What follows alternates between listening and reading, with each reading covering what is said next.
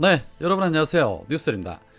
6일 지방선거가 2달 남은 시점에 민주시민들은 서울시장과 경기지사 후보군을 놓고 다양한 해석들을 내놓고 있습니다. 사람마다 사람 보는 눈이 다 다를 테니 당연하겠죠. 그런 가운데 서울시장 후보로 송영길 전 대표가 200 오르내리면서 이수진 의원은 송영길 대표를 적극 추천하기도 했었습니다. 반면에 우상호 의원은 대선의 패장이 서울시장에 나서는 것은 어불성설이라며 안 된다는 주장을 펼치기도 했습니다. 오늘은 민주당의 최종현 의원이 페이스북에 글을 올려 송영길 대표의 서울시장 출마 반대 입장을 피력하기도 했습니다. 자, 그런 가운데 오늘 헤럴드 경제 단독으로 이재명 후보가 서울시장에는 송영길 전 대표 그리고 경기지사에는 김동연 후보가 출마가 필요하다는 취지의 전화를 비대위원들에게 일일이 전화했다는 단독 보도를 올렸습니다. 이재명 후보가 대선이 끝난 일주일 뒤쯤인 3월 중순에 비대위원들에게 대선 격려 인사와 함께 지방선거에 출마할 일부 후보들에 대해서 언급을 했다는 것입니다. 다소 놀라운 일인데요. 특히 김동연 전 총리는 어제 민주당이 제안한 합당 제안을 받아들였기 때문에 이재명 후보의 역할이 어느 정도 있었다는 것을 추측할 수 있는 부분이기도 합니다. 자, 그런데 문제는 이 지방선거를 앞두고 또다시 민주당이 개파 갈등으로 내용을 겪을 수도 있다는 부분입니다. 민주당에서는 서울시장 후보로 박영선 전 장관이나 우상호 의원 등이 거론이 됐었지만 대선 패배 이후에 두 사람 모두 불출마 의사를 선언하면서 일각에서는 이낙연 전 대표와 임종석 전 비서실장을 밀고 있다라는 보도도 있었습니다. 왜 아니겠습니까? 문제는 후보를 단수 후보로 공천할 것이냐 아니면 경선으로 할 것이냐인데 현재 분위기로 봐서는 경기지사 같은 경우는 출마자들이 워낙 많아서 경선으로 치러질 가능성이 높아 보이기도 합니다. 그런데 이재명 후보가 비대위원들에게 일일이 전화를 걸었다는 것이 사실인지부터가 확인되어야 할 것으로 보입니다. 현 비대위원들 다들 아시는 것처럼 대다수가 이낙연계 사람들입니다. 그런데 누구에게 그런 전화를 했다는 것인지에 대한 보도가 없기 때문에 사실 여부는 좀 더 지켜봐야 할 것으로 보입니다. 왜냐? 또 다른 꼼수가 있을 수도 있기 때문인 것이죠. 그런 가운데 오늘 김진애 전 의원이 6일 지방선거에서 서울시장에 도전하겠다는 입장을 밝혔습니다.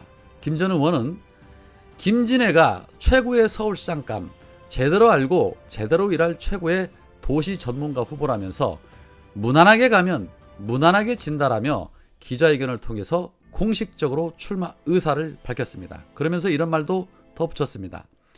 서울시장은 겉멋으로 폼 잡는 자리가 되어서는 안 된다.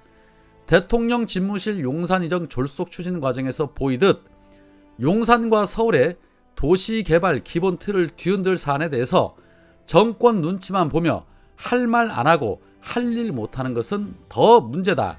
김진애 서울시장은 윤석열 정부에게 보약이 될 것이다. 대권 프로젝트 가동하고 겉멋 홍보에만 몰두하는 서울시장은 서울 시민에게도 중앙 정부에도 골칫거리다 라고 말했습니다. 김진애 의원이 말도 똑부러지고 일도 똑부러지게 잘하시죠. 여튼 제 개인적인 바람은 공천 과정에서 선의의 경쟁은 치열하게 하되 후보가 결정이 되면 적극 지원해야 한다는 원칙만은 지켜야 한다는 생각입니다.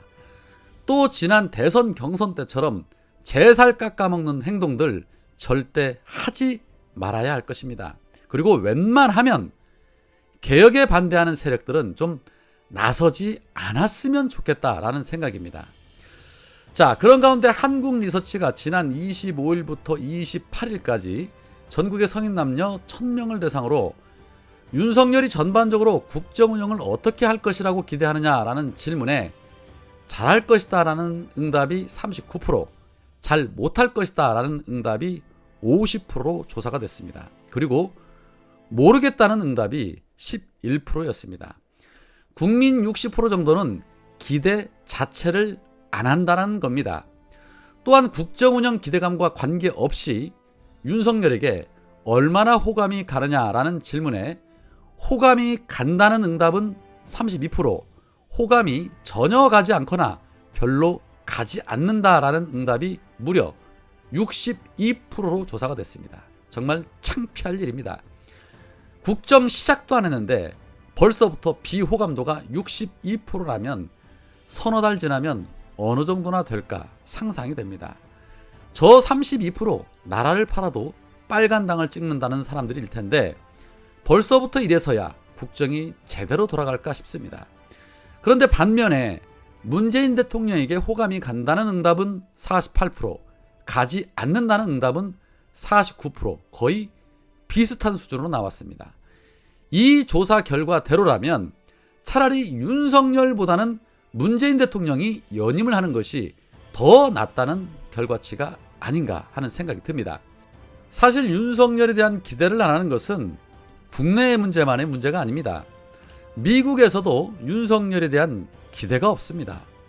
윤석열은 입만 열면 한미일 연합을 강조하고 있지만 미국은 전혀 그럴 생각이 없어 보이기 때문입니다. 미국은 한국의 쿼드 가입도 반대 입장을 피력을 했고 한미 연합훈련에 대해서도 반대 입장을 피력을 했고 하다못해 윤석열이 재추진하겠다는 외교통상부 출범에 대해서도 반대 입장을 피력을 했습니다. 정말 심각합니다. 시작도 전인데 사사건건 윤석열이 하는 것에 대해서 미국은 윤석열과 다른 입장을 내놓고 있는 것입니다. 사실 이 정도면 내정 간섭 수준이라고 봐도 무방할 정도죠. 임기 시작도 안 했는데 이 정도라면 이거는 외교 참사 수준인 겁니다. 좋아하는 곳은 오로지 일본뿐입니다. 역사 교과서 왜곡 문제가 발생을 하자 정부와 교육부는 성명을 발표하면서 강하게 반발을 했지만 윤석열 측은 아직 당선인 입장이라 외교 사안에 입장을 표명하는 것이 부적절하다라면서 교묘하게 즉답을 피했습니다. 딱 윤당스러운 그런 입장입니다. 문재인 정부에서 대한민국의 위상이 전 세계로 뻗어나갔었는데 또다시 코리아 패싱이 되는 것은 아닐런지 심히 걱정스러운 대목들입니다. 자, 그런 가운데 5월 10일 취임식에 윤석열 아내 김건희가 공개석상에 나선다는 보도도 있었습니다. 김은혜는 본격적으로 윤석열 정부가 시작하면서 국민께 공식적인 인사를 드리는 자리이기 때문에 그때 나올 수 있는 가능성을 타진하고 있다고 들었다라고 전했습니다. 취임식이니 당연히 모습을 보이겠죠. 그러나 영부인 호칭을 폐지하고 제2부속실을 폐지한다는 약속만큼은 반드시 지켜져야 할 것입니다. 가뜩이나 해외 언론에서 이런저런 기사로 인해서 말들이 많은데 절대 외부에 노출이 되면 안 될 것입니다.